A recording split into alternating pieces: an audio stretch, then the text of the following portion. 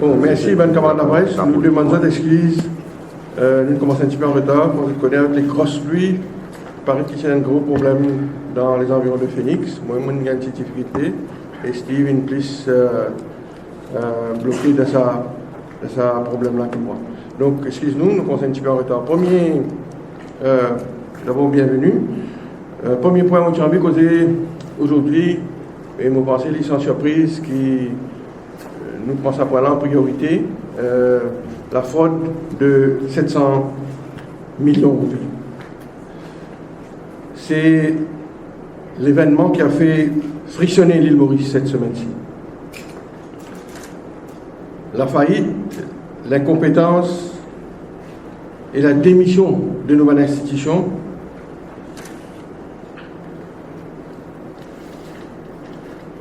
y compris nous régulateurs et que le gouvernement lui-même, l'autorité politique, fait une mise en exergue. Donc la question que tout le monde mauricien peut poser, légitimement, comment se fait-il, avec tous les moyens dont dispose l'État aujourd'hui, avec toute bonne panoplie des institutions en place, qu'il y a une fraude de 7 dimensions, il reste tout ça l'étant là indétecté.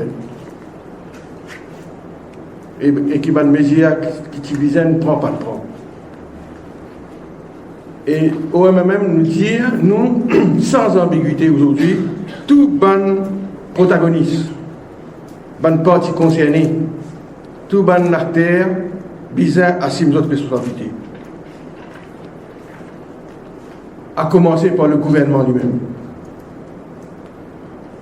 Il est trop facile maintenant, si pas par une voie de communiquer, de se renvoyer la balle, comme certains peuvent faire. En premier lieu, le ministère des Finances, le ministère de tutelle, qui pas gagne droit, maintenant, vient dédouaner de sa escroquerie massive là. Et à l'air, vous revenez le ministre lui-même, ce que nous pensons, l'IPAN faire dans sa situation là. La Banque de Maurice, en deuxième lieu. Alors, nous apprenons que, par la voix du gouverneur, la Banque de Maurice, Didier, est au courant de cette affaire depuis quelque temps.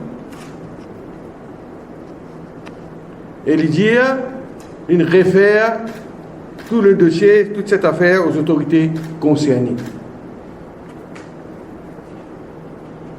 Mais à mesure que ça, fraude-là, renseignement peut sortir, là, nous avons plus de précision et il confirme donc que la Banque Maurice, depuis l'année dernière, est au courant de certains agissements de sa bonne société qui peut opérer dans l'illégalité. Là. Qui autorité la Banque de Maurice fin contacter, fin rapport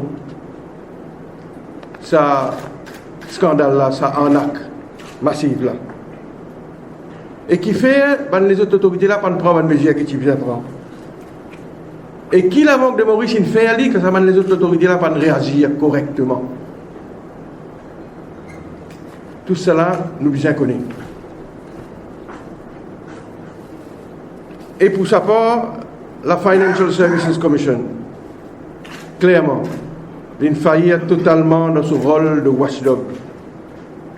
Notre système de contrôle financier finalement collapse. Un manque total de vigilance,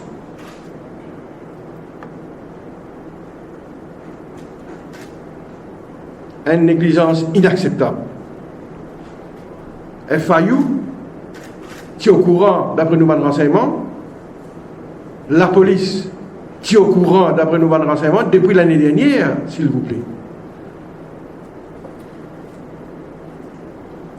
et toutes ces institutions, en particulier FSI, FAU, ont devoir protéger le consommateur devant les produits financiers. Et en collaboration avec la Banque de Maurice,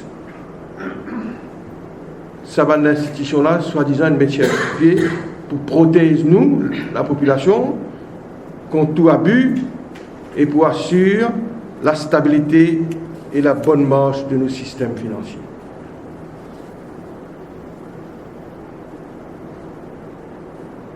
Maintenant, la banque, le MRI, les leasing companies, est-ce qu'ils ont fait une assume notre responsabilité?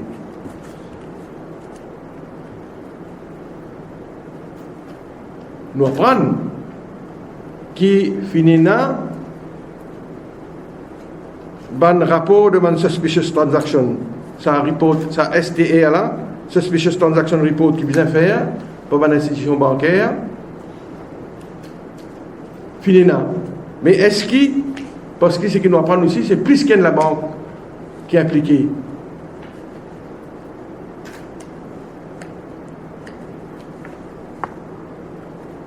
Nous bien connaissons si pas tout la banque et les leasing companies qui finissent recevoir dépôt, finissent initier donc à travers le STR, finissent faire ce qu'ils ont besoin de faire. Donc finissent report à la Banque de Maurice sur une transaction louche là. Parce qu'il est clair qu'il y a beaucoup d'éléments dans cette transaction-là, maintenant qu'il nous peut dire qu'il interpelle et la banque et l'institution, profil directeur.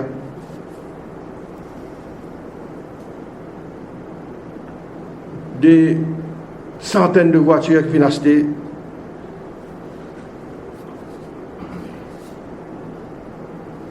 À travers le système de leasing.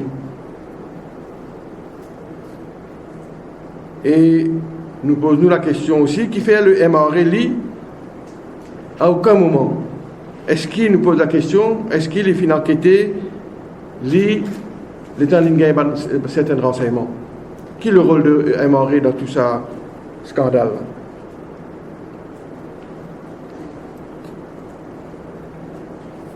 Le ministre Duval, comme on dit tout à l'heure là, il est dans le droit des douanes maintenant, passe la boule, il essaie de justifier, et il a tout fait, essaie de justifier et rationalise sa fraude massive. Là, je ne sais pas connaître, si par exemple, vous êtes au courant qu'il y a une déclaration qu'il fait, il dit aucun pays n'est à l'abri d'une escroquerie du type Ponzi. Alors, qui veut dire? Qui sa qualité fraude-là arrivée dans tout le pays du monde, donc aucun pays n'est à l'abri.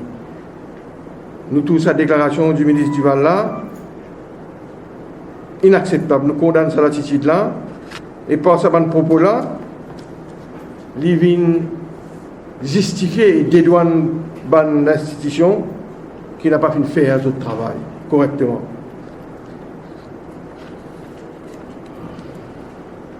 Duval vient faire notre commentaire aussi, il vient dire qu'il est trop tôt pour dire s'il y a une lacune dans nous la loi. Oh, nous connaissons, un observateur éclairé, il vient déjà faire commentaire sur cette situation-là, et il vient dire qu'il y a certaines loopholes dans nous la loi et qu'il vient review le regulatory framework pour le banking et le non-banking institution pour empêcher les fraudeurs de prendre l'avantage de sa vie légale. Nous, au courant, nous tout connaissons, il y a l'enquête de la police en cours pour déterminer la participation criminelle de fraudeurs. Mais nous, même ce que nous peut dire aujourd'hui, vu l'étendue, l'envergure de sa fraude sans précédent dans nos pays, nous demandons le gouvernement, nous dit à le gouvernement, nous mettre en garde. Pas de cover-up.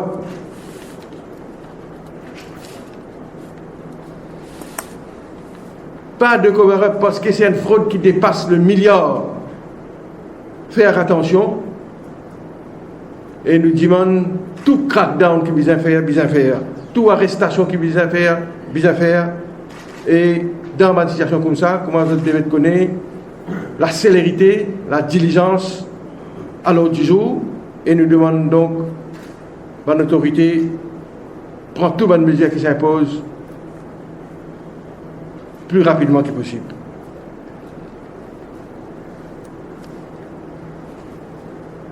Ça, escroquerie-là, il y a plusieurs dimensions, plusieurs ramifications. Et donc, au MMM, à un certain moment, nous discutons de la chose, nous pouvons tenter pour demander la mise sur pied d'une commission d'enquête, mais nous connaissons que la loi, l'expérience montre-nous, le passé montre-nous qu'il y a une commission d'enquête, quand il finit, bien recommence à zéro. Sur un findings, il n'y a aucune valeur, l'eau qui est capable de baser pour poursuivre Bandimoun. Alors, en vue de ça, l'envergure et de plusieurs ramifications à ce dossier-là, parce qu'il vise à établir une responsabilité de toute une institution, il vise à guetter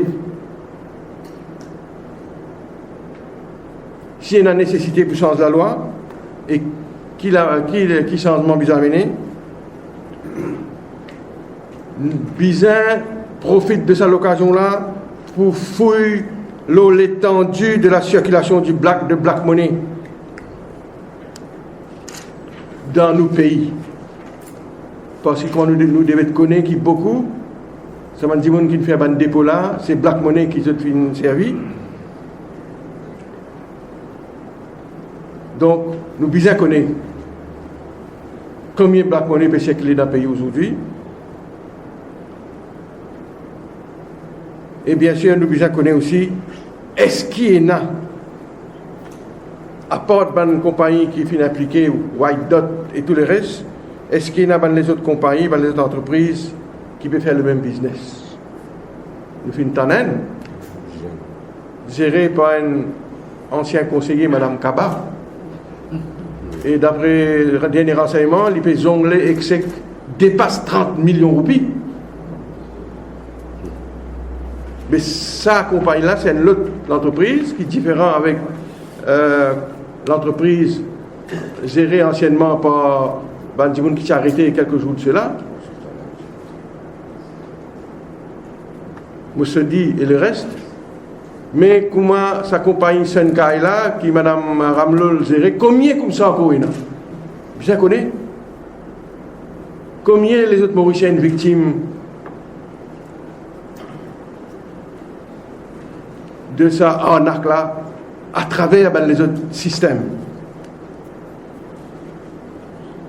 Aujourd'hui, mes camarades, le système financier de l'île Maurice couvert de honte. Et je devais réaliser qui répercussions internationales ça y a pour l'île Maurice, comme un financial center. Depuis ce matin même, il paraît qu'il demande des dépêches internationales, qui demande partout l'honnête, et demande journal, demande les autres pays, il finit commence cause sa fraude dépassant 1 milliard là. Donc le système financier aujourd'hui couvert de honte.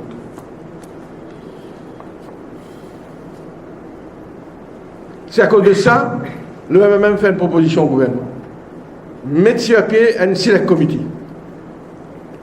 Si le comité là pas besoin d'entrave la bonne marche de l'enquête de la police, nous réduire la police besoin continuer à faire l'enquête, arrestation, recovery of assets, DPP besoin joining. Déjà le parquet nous connaît fin roping de cette affaire-là, demande moyen, demande mesure qu'il peut prendre.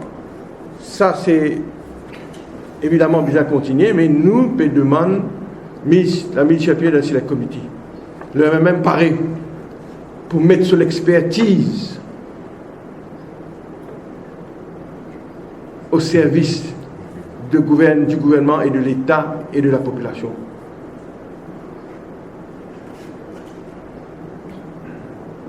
nous avons un camarade dans notre équipe qui est autour de la table là, qui lui-même, pour fièrement, nommé comme membre de sa select committee, si le gouvernement d'accord, mardi prochain même, pour venir avec une motion, mettre sur le select committee, le camarade Kichong, Li Kongwin, Reza Outim, Veda Balamouti, ben parlementaire qui maniait le dossier finance habilement, et c'est ces trois camarades qui nous ont nommés dans ce comité-là sans aucune hésitation parce qu'ils ont une expertise et nous pensons qu'il y a un select committee capable de faire beaucoup de lumière. À nous penser que ça fait black money là. L'enquête de la police, pas pour limiter dans ce démarche, dans ce défi. Donc, select committee avec un mandat qui lui besoin complète ce travail dans une séance qui paraît, qui est mentionnée dans le libellé de la motion. Il est possible de faire ça. Donc, un select committee avec un terms of reference pour répondre à toutes ces bonnes questions-là et un select committee avec un mandat déterminé. Ça veut dire que ce n'est pas dans 2 mois, ce n'est pas dans 3 mois, il a besoin de déposer ce rapport, la table de l'Assemblée. Et vous pensez que si le gouvernement a la volonté politique et nous dit à Michel Ramgoulam, le Premier ministre de ce pays-là, choisir le ministre qui a envie, choisir le parlementaire qui a envie, évidemment, il n'est pas capable le ministre des Finances, parce que le ministre des Finances lui-même, il peut appeler et déposer devant ça, c'est le comité-là, un autre ministre ou bien l'autre parlementaire de la majorité, il n'y a aucun problème, évidemment, il peut gagner la majorité dans ce comité-là, mais nous disons à Ramgoulam, nous disons le Premier ministre, pas de cover-up, pas cacher de personne, et comment me dire aux autres, il est inquiétant que nous t'en dit depuis l'année dernière, la police au courant, la police fin au parfum, mis au parfum de ce scandale-là, mais c'est cette semaine-là qui les choses arrivent quand elles arrivent. Donc, pas de cover-up.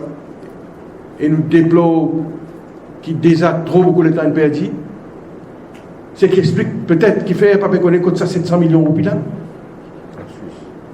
C'est pas lié en Suisse, c'est pas une partie récupérée, mais c'est qu'ils nous apprennent qu'il y a une grosse partie de ça là, on n'a pas connu côté. Donc, bien faire vite, bien pas cover-up. Et la police bien fait ce travail en toute indépendance et bien nomme sa select committee là la semaine prochaine même.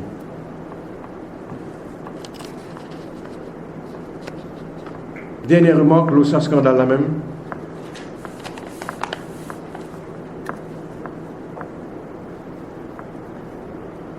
Ce qui finit d'arriver à travers ce scandale-là, il met en exergue un autre facteur. Il démontrait aujourd'hui la mentalité à Maurice dans le contexte de l'érosion de Nouvelle-Valère. Il montrait comment sa mentalité easy money permis, trickle down dans la société de l'île Maurice. C'est un virus qui fait une attaque nos sociétés. Easy money, l'argent facile, coquin, faire fraude, la drogue, pour une risque. C'est une pandémie en vérité, plus qu'un virus. L'argent à tout prix. Nos sociétés aujourd'hui font perdre ce l'âme, malheureusement. Une risque à tout prix. Et c'est le gouvernement travailliste qui est responsable de cette situation-là. Le blâme, c'est le gouvernement qui aujourd'hui l'effritement de Nouvelle-Valère, un peuple qui perd son âme, à tout prix, il risque de gagner l'argent et peut produire un monstre, comment ça va directeur de cette compagnie-là,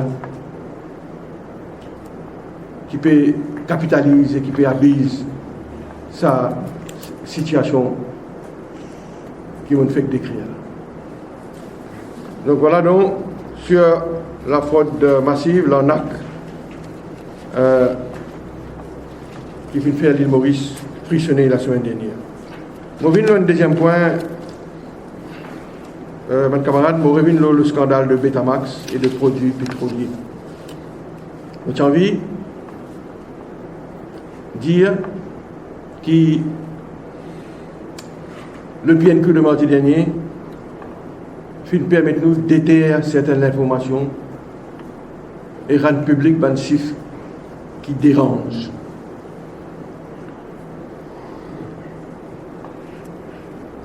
Je ne pourrais pas rentrer dans tout ce qui vient de dire mardi dernier, mais mon envie fait 3 points. Donc c'est la première fois qu'au Parlement, un ministre du gouvernement révèle combien nous payons le fret, total fret, par tonne de produits pétroliers. Le ministre de son réponse même, il donne figures. Il prend le cas par exemple du 12 janvier 2013, une journée typique, un voyage typique, et il vient expliquer donc qui, dans sa réponse, qui pour 60 170 tonnes de produits transportés, le STC paye 54 558 884. Quand nous divisons ça, il tombe par tonne 966 roupies à peu près, qui équivaut à $30. Donc, pour la première fois, nous venons apprendre par cette question-là, qui, en moyenne, coûte-nous par tonne $30 pour transport, donc, une tonne de produits pétroliers. Et quand nous guettons le chiffre officiellement que le gouvernement, lui-même à travers STC, vient publier, par tonne, le CIF, le prix CIF, c'est 0.814, 0.8714, donc 87 cents per litre, qui fait 11,84 USD per tonne. Donc, ce qui veut dire 11,84 USD per tonne, et quand nous retirons le 30 USD pour fret, la tonne arrive nous à 11,54 $. 11,54 $ la tonne. On fait un petit calcul bien simple. Et d'après le papier ici, qui est STC, lui-même circulé sur son website, le prix de référence servi par STC, il est 10,73. Donc, quand nous faisons 11,54, nous retirons 10,73, il tombe 81 $ per tonne. C'est ça la différence. Donc, ce que le gouvernement peut dire à nous, que le premium que nous payons à Mangalore Refineries, c'est 80 $ par tonne, exclure le frais. Et c'est le point que moi tu peux faire, dit très cher, ça prix que nous payons là. Parce que le premium de Arab Gulf Refineries, il est 30 à 40 $ la tonne. Donc nous pouvons payer plus cher le pétrole qui nous peut importer. Deuxième point que moi tu refaire, le Betamax. Et le ministre il donne la réponse aussi claire, qui par jour aujourd'hui, donc nous pouvons payer 48 000 $, et c'est ça qui arrive nous au chiffre de 1,5 million de roupies par jour.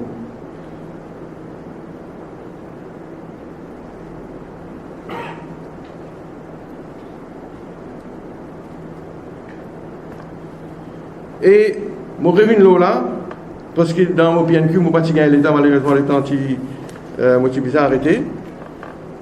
Nous payons donc 48 000 $ par jour. Et c'est le point qui motive de faire, mais malheureusement, à cause de l'État, on n'est pas capable.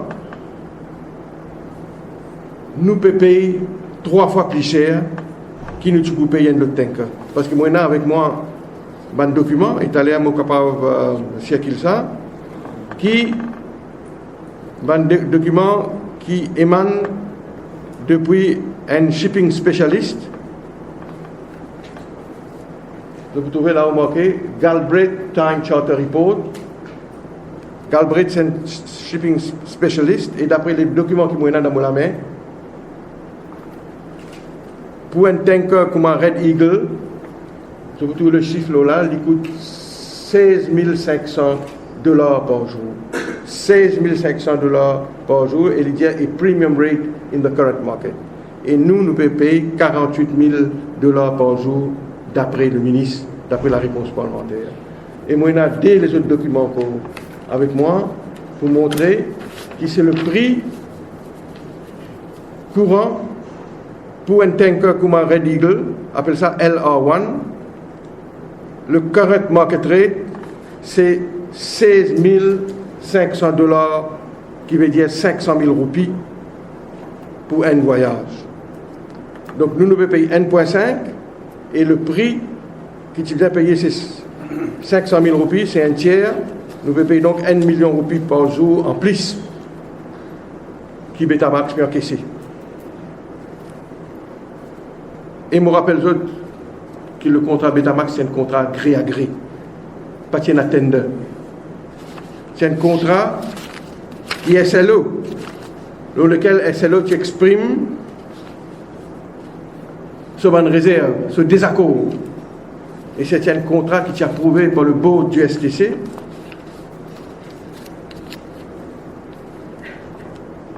Dans le dos du SLO. Sans qu'il y ait le SLO, il gagne le temps, corrige le contrat, guette le contrat et corrige le contrat. Parce qu'il y a un tender, donc c'est un contrat gré à gré, c'est un contrat qui se fait sans l'aval du SLO.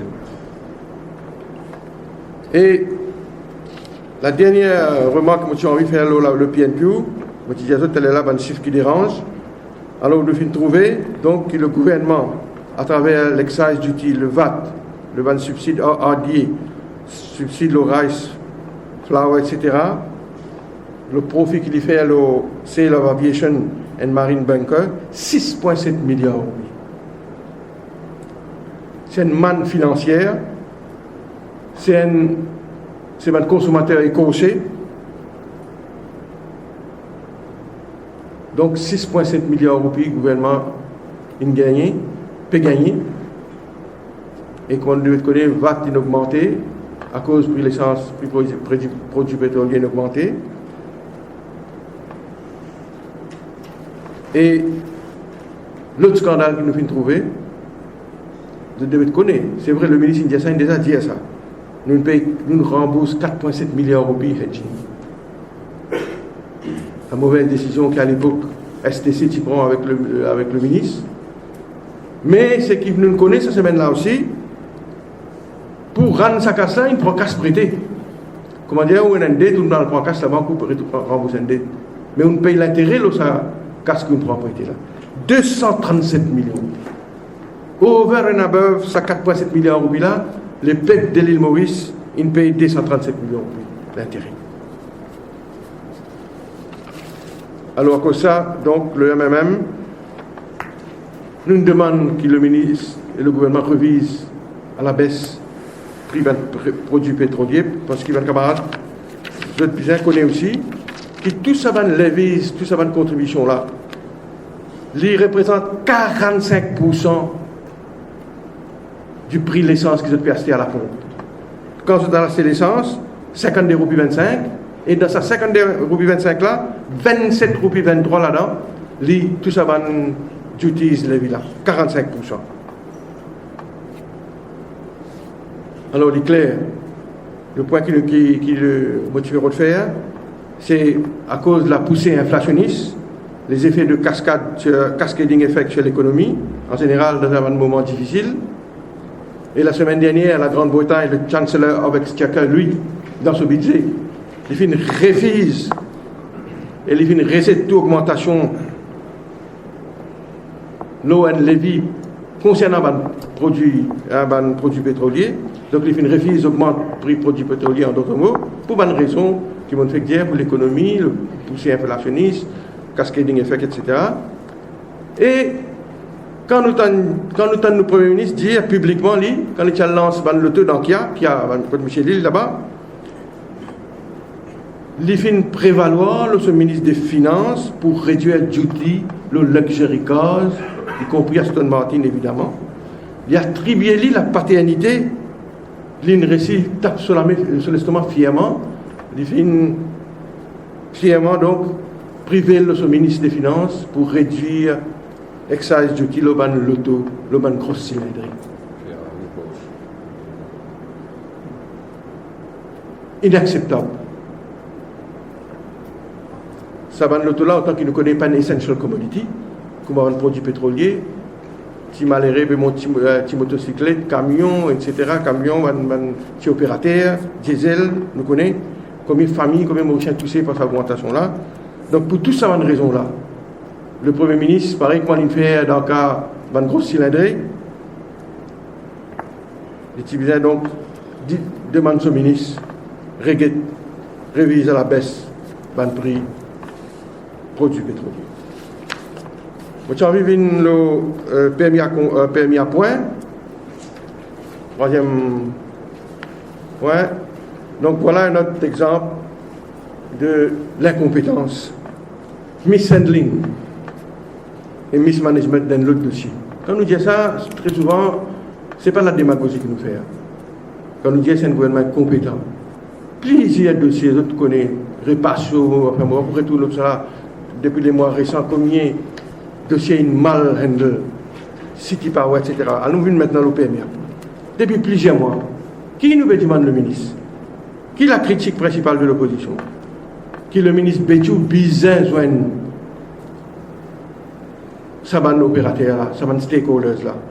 Le ministre Béchou n'a jamais voulu entendre parler d'un dialogue ou bien d'une consultation avec un fonds commun ou bien un chauffeur professionnel. Le PM qui même publiquement annoncé, pas question, le 1er avril, l'introduction PMI à point. Ben chauffeur, opérateur, donc final, petite pétition, lettre contre le ministre Béchou, jamais il va réagir. Moi-même, le leader Paul Béranger lui-même, nous venons déjà faire l'appel au ministre Béchou, régler provision de la loi, régler tout le dossier. Avant, pendant et après qu'il a le droit de passer au Parlement, le ministre Béchou refuse dialogue avec les stakeholders. Et aujourd'hui, un facteur troublant interpelle nous. D'abord, nous devons connaître presque 45, peut-être 40 aujourd'hui pour cent de chauffeurs par quoi le driving license counterpart. Et là, nous allons dire maintenant, la police peut proposer des amendements. Et ça, nous tous disons ça. Il y a un problème d'infrastructure, marquage des routes. Là, la ligne blanche ou le bistop, je connais ça. Quand je dépasse un bis kilo bistop, je peux écraser la ligne blanche. Je peux perdre un point. Parce que beaucoup nous van arrêter, nous les bails, tout ça.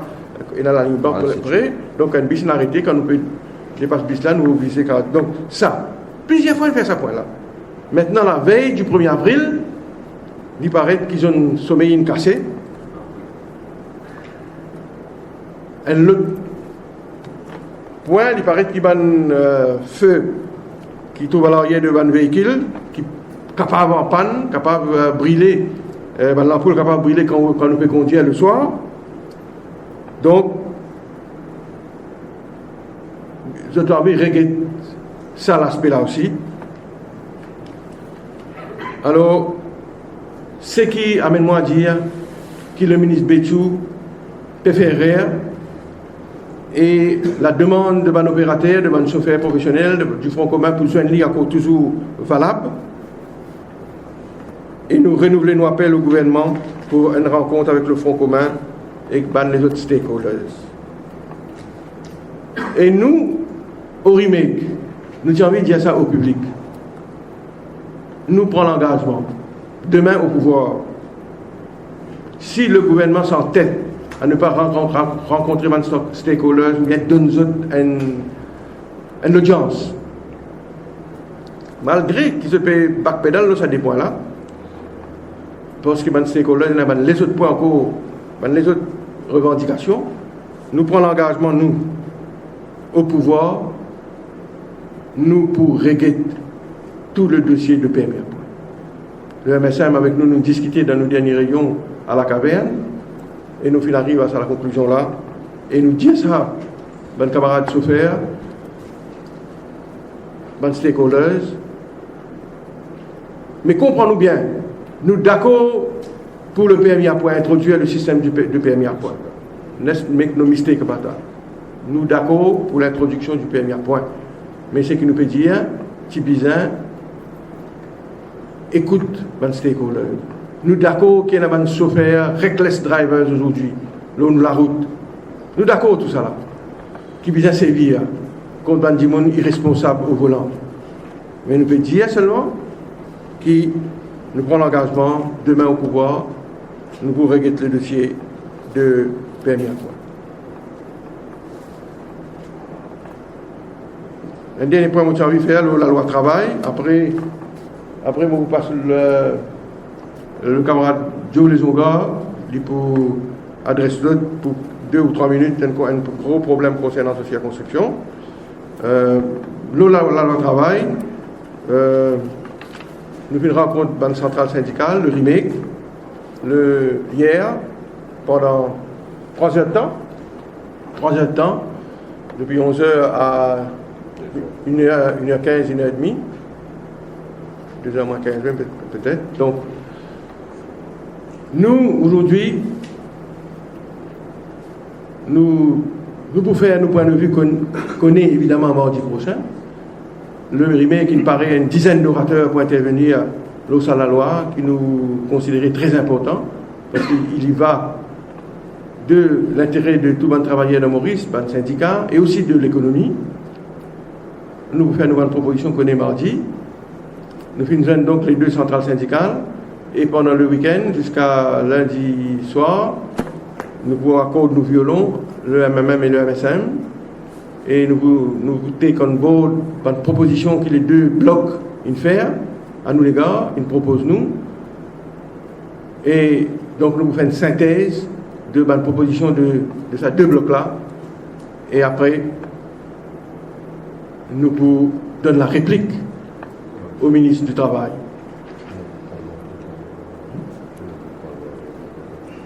Et tout à l'heure, le groupe parlementaire pour joindre là, le MMM, MSM, et nous pouvons continuer nous accorder nos violons, l'OSA, projet de loi là spécifiquement, et mardi prochain donc, nous pouvons donner la réplique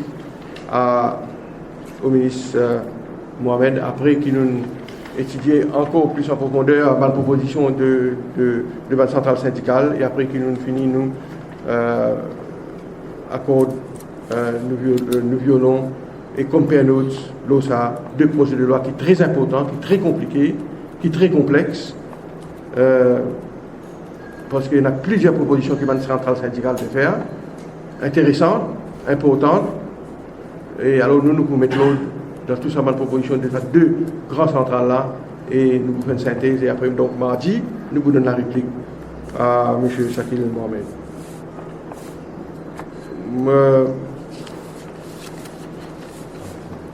Alors, après qu'il nous fait le tour de tout ça, quelques points là, nous sommes contents, laisse le camarade Joe Lesonga informe d'un problème, d'une situation de sa circonscription, mais seulement qu'il y a une dimension nationale. C'est au sujet de la mort d'une fillette qui finit d'un lieu avant-hier soir, hier soir, c'est l'enterrement. Et moi-même, je suis allé dans son enterrement là parce que je pensais qu'il y a un cas très triste qui interpelle nous comme l'opposition et moi comme leader de l'opposition. Et je suis rarement accompagné de Dieu à la demeure de votre proche de son enterrement là, de sa fille qui est morte là, parce que l'enterrement n'est pas capable de sortir dans la case. Parce qu'il n'est pas capable de faire un veillé mortuaire dans la case que de peine à courant. Il besoin donc transférer les causes à pauvre petit là dans l'autre la case par parents. Et c'est de là qu'il l'enterrement est sorti. Et donc on passe la parole à Dieu.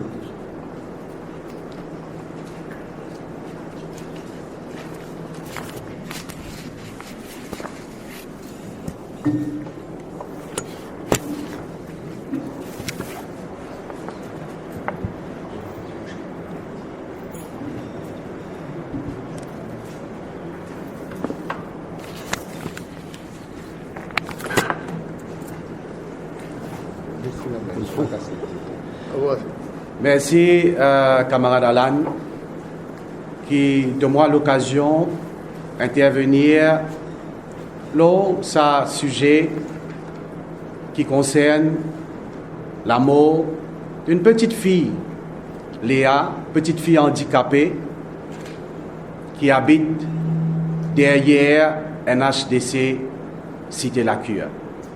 Effectivement, hier, moi-même, camarade Alan, nous avons eu l'occasion à présenter nos sympathies aux parents de cette petite fille et nous constatons l'extrême tristesse, mais aussi une grande colère de ces parents-là envers l'autorité de nos pays parce qu'ils tenir les autorités de nos pays en grande partie responsables de la mort de cette fille parce qu'ils pensaient sincèrement que l'autorité de nos pays tourne les dos avec eux. Ces parents-là font partie de 39 familles qui ont une situation, parce qu'ils ont été squatters avant, qui ont une situation régularisée en 2005 sous régime MMM-MSM et sont détenteurs d'un bail en bonne et due forme. Et à partir qu'ils régularisent cette situation, toute cette famille-là, je tiens à faire demande auprès de l'autorité pour qu'ils gagnent l'électricité et de l'eau. Je me rappelle bien, moi, tu posais une question en 2006 à l'ancien ministre des Terres et Logements, Ashraf Dalal, et il vient répondre. Donc, on rappelle cette bonne phrase: Putting people first as a caring government. Je peux faire le nécessaire. Les années passées, nous finissons ce sujet-là à maintes reprises au Parlement. Camarade Paul Béranger, tu peux suivre ce dossier-là de près. Le gouvernement il évoque une raison qui nous trouve pas valable. Mais ça va dire là depuis 2006 jusqu'à aujourd'hui, je sens électricité excendie. Pas dire qu'ils n'ont pas de marché, ça va une famille là. Ils sont fatigués, marché.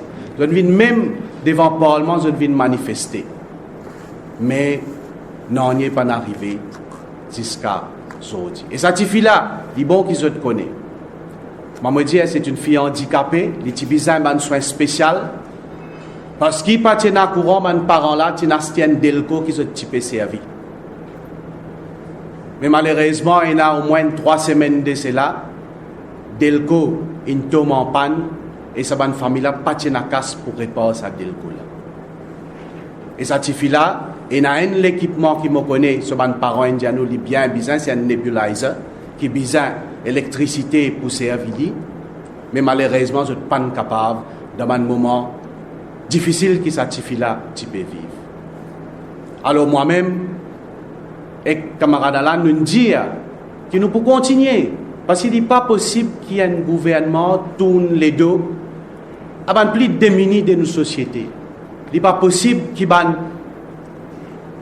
ait un service de base dans l'île Maurice d'aujourd'hui, nous ne sommes pas capables ou nous n'avons pas envie d'un bandimoun qui vivent dans une précarité extrême.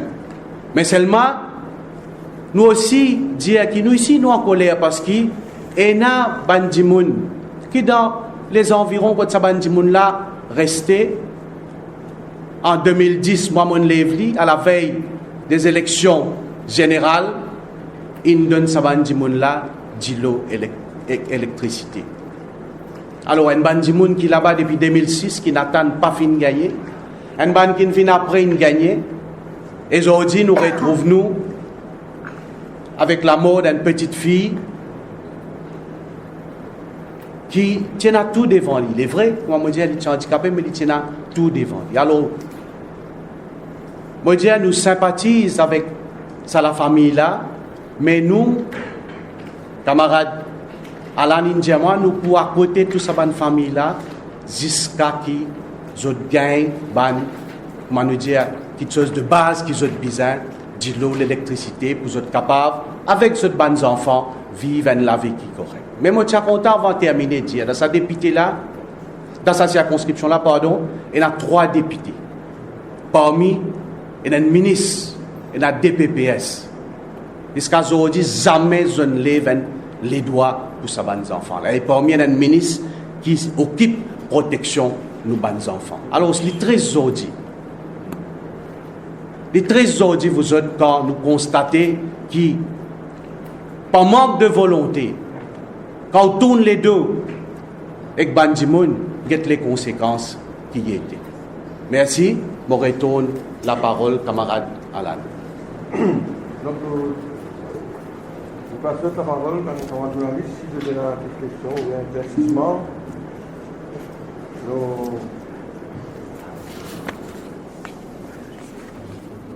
notre sujet qui va nous soulever tout à l'heure. Donc, la parole est à vous. Est-ce qu'il y en a de 700 millions qui pourraient acheter la prochaine ville? Parce que vous avez beaucoup de questions. Mon grand n'est pas déraisonnable si le PNQ s'adresse à ce sujet-là, parce que c'est une inquiétude généralisée de la part de l'île Maurice. Quand nous sommes trouvés ce qui vient d'arriver, et donc ne pas se réaliser qu'il nous vient une machine à blanchir l'argent comme ça. Ça c'est un aspect, donc il a plusieurs aspects, plusieurs ramifications. Et donc évidemment nous prenons nos groupes parlementaires tout à l'heure, nous prenons nos bureaux politiques lundi. Nous avons encore quelques heures pour réfléchir, mais comme vous dire, c'est un sujet qui légitimement bizarre en vérité être le sujet d'un PNQ. Mais moi, on a quelques heures. Finalement, c'est au moment de la décision lundi soir, et mais je suis d'accord avec vous, qui probablement est capable d'être un PNQ. Et oui. Si c'est une décision qui fait une commission, pas une commission d'enquête, si les comités à cause de l'entité une commission d'enquête, enfin, pour pas mettre tout le monde en ce Non, c'est vrai. Commission d'enquête, il y a la loi qui gère une commission d'enquête, commission d'enquête exact. Évidemment, la commission d'enquête, il y a beaucoup de pouvoir, qui est le fact-finding committee. Nous ne pouvons pas faire confusion. Le fact-finding committee, commission d'enquête. La commission d'enquête, par exemple, il y a le droit, summon du monde, mettre la main jusqu'à 1 million de roupies, du monde, s'il répond à une question, le certain sujet. Et moi, je pense que money laundering là-dedans, la drogue, etc. Et la loi s'est amendée pour obliger du monde à répondre à une question. Il y en a certains pouvoirs. Mais seulement quand il finit, rend ce finding, cette conclusion, pas capable de base sa conclusion-là, poursuivre tel du monde, poursuivre X ou bien Y, même si X, Y est incriminé dans la commission, dans le rapport de la commission d'enquête. Il recommence à zéro. Donc c'est beaucoup de temps perdu. C'est à cause de ça que nous pouvons privilégier le Select Committee, parce que le Select Committee peut tout le pouvoir aller à faire de chez Vini, à poser questions tout le monde concerné et faire beaucoup la lumière. Et beaucoup de zones dont qui nous trouver sujet qui mérite further elucidation. Et le Select Committee, y compris devant le parlementaire, qui a l'expérience. Et dans nos cas, nous montrons les autres, nous vitrines. Donc, nous pensons que c'est la comité et Maurédia, c'est la comité avec les séances. Ça veut dire, au départ, et c'est la comité, une rapport. Donc, dans ce cas-là, parce que time factor important, time is of the essence, nous disons rideau, nous blasons là, malheureusement, la communauté là. Comme on disait tout à l'heure, camarade, nous avons une machine à blanchir l'argent, nous couvert de honte. Donc, et Maurédia, c'est le gouvernement qui est responsable de cela, pas de prendre mesure qui prend. La police, au courant une fraude, mais le Premier ministre ne connaît pas.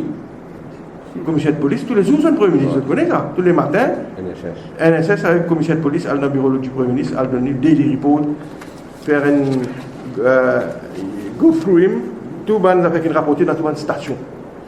Donc, comment le Premier ministre partit comme ça? Comment le ministre des Finances partit comme ça, tout ça, les gars? Aujourd'hui, le ministre des Finances peut régler son compte avec M. Binic, vous connaissez ça aussi. Hein? Il peut dire la banque de Maurice, qui est principal responsable de la vision, il dit ça. Donc, l'infini, comment dire, c'est manque un goal, le Binic, mais nous, nous pas intéressés pour rentrer dans la guerre militaire finance, la banque de Maurice. Nous, ce qu'il nous peut dire, il y va de la réputation de notre pays comme un centre financier international, pas de cover-up, l'enquête des affaires, arrestation des affaires. On nous prend ça cas, Mme Ramlol, là. Ça a aussi un renseignement, la police au courant de l'opération depuis quelque temps. Mais là, il faut dire tout ça là, il éclaté, et une première déclaration, Madame là, les rachets sur un dépôt déposité, elle dit, pas cassé, moi, pas pareil, moi, là, moi. Ça, là, ça, moi, non, moi, tout correct. Il paraît qu'il aussi il y a une licence, et qui, aujourd'hui, pas hier soir, encore, c'est à la centrale, il a saisi un sec valant plusieurs millions de copies. Et tout ça là, j'ai fait la lumière, tout ça là, et mon redire, renseignement qu'il y a, il y a beaucoup de systèmes comme ça qui peuvent opérer. Il n'y a pas juste white dot, et l'équipe me dit, pas juste ça, Mme Ramlol là, il y a encore, d'après nos renseignements, des autres schemes comme ça qu'il fait pour défrauder les Mauriciens. Donc, à cause de ça, donc, nous pensons, nous, ainsi les comités privés, un ministre choisi par le gouvernement, la majorité est gouvernementale, nous n'avons aucun problème, mais nous trois parlementaires parés pour step in, commencer les comités langués, pour nous faire commencer l'enquête. Et appel Bandimoun qui est bizarre appelé.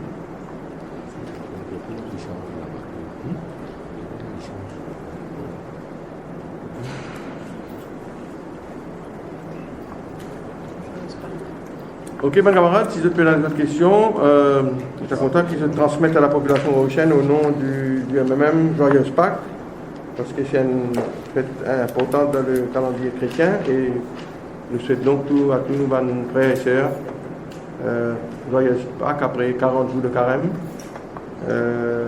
Donc, nous disons de passer la fête de Pâques. Après aujourd'hui, samedi, la messe de samedi soir aujourd'hui dans toute l'église.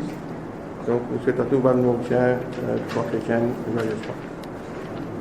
Moi, avec moi, mon document, c'est dans le site de Coudé, je vais avoir la photocopie ici, nous comment faire. Donc, ce que je me suis dit à tout à l'heure là, le document qui est relatif à sa frais, à sa question de frais.